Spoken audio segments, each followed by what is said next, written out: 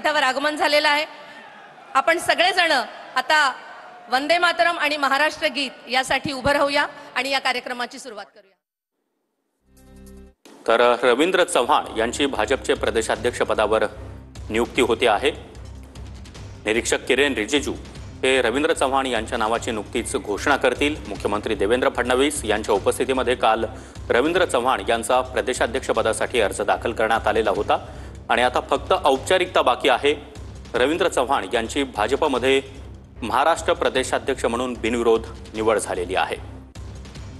तर भाजपकडून महाराष्ट्र प्रदेशाध्यक्षांची घोषणा होणार आहे, त्यासाठी जोरदार शक्ती प्रदर्शन भाजपचं आपल्याला पाहायला मिळतंय। स्वतः मुख्यमंत्री देवेंद्र फडणवीस, त्याचबरोबर केंद्रीय निरीक्षक किरेन रिजिजू आणि इतर मान्यवर हे व्यासपीठावर पाहायला मिळतात। अनेक मंत्री, नेते, त्याचबरोबर पदाधिकारी देखील आपल्याला व्यासपीठावर पाहायला मिळतात।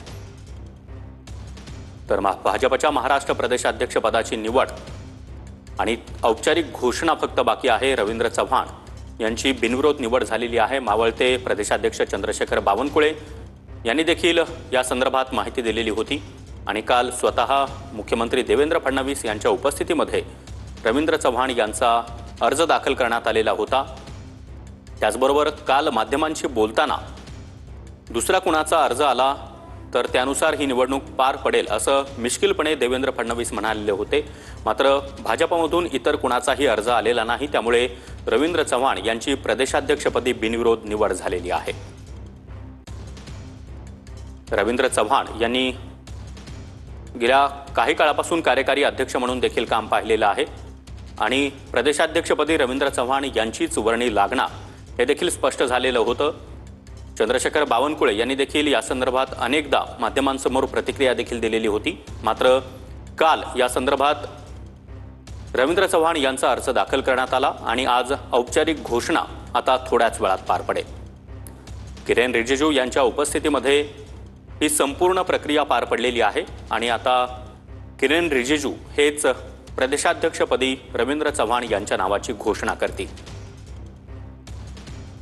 राज्यभरातून भाजपचे पदाधिकारी या निवडीसाठी, या कार्यक्रमासाठी मुंबईमध्ये दाखल झालेले आहेत। मुख्यमंत्री देवेंद्र फडणवीस यांच्या उपस्थितीमध्ये आणि मावळते प्रदेशाध्यक्ष चंद्रशेखर बावनकुळे यांच्या उपस्थितीमध्ये हा सोहळा पार पडतोय। या सोहळ्यासाठी राज्यातील सर्वच बडे नेते, त्याचबरोबर मंत्री, पदाधिकारी हे उपस्थित आहेत। एक प्रकारे रवींद्र चव्हाण यांच्या प्रदेशाध्यक्ष निवडीचा हा जोरदार सोहळा आणि जोरदार शक्ती प्रदर्शन आपण म्हणू शकतो। राज्याच्या विविध भागातील मराठवाडा, पश्चिम महाराष्ट्र, उत्तर महाराष्ट्र, खानदेश, कोकण अशा सर्वच भागातील नेते आणि पदाधिकारी या सोहळ्यासाठी उपस्थित झालेले आहेत। मोठ्या संख्येने राज्यभरातून जिल्हाध्यक्ष, तालुकाध्यक्ष, त्याचबरोबर जिल्ह्यातील, तालुक्यातील सर्वच प्रतिनिधी मुंबईमध्ये दाखल झालेले आहेत। भाजपनं नेमलेल्या उपस्थित असलेल्या सगळ्या मान्यवरांचं स्वागत करूया।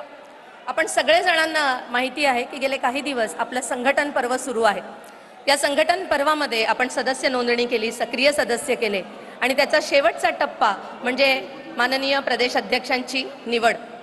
या प्रदेशाध्यक्षाच्या निवडीसाठी आपल्याला लाभलेले केंद्रीय कायदा मंत्री आणि अल्पसंख्याक मंत्री असलेले किरेन रिजिजू हे या निवडणुकीसाठी अधिकारी म्हणून कालपासून या महाराष्ट्रामध्ये आलेले आहेत। निवडणुकीची सगळी प्रक्रिया त्यांनी पूर्ण केलेली आहे। त्यांचं स्वागत आमदार विक्रांत पाटील यांनी करावं अशी त्यांना विनंती करते। विक्रांतजी पटकन।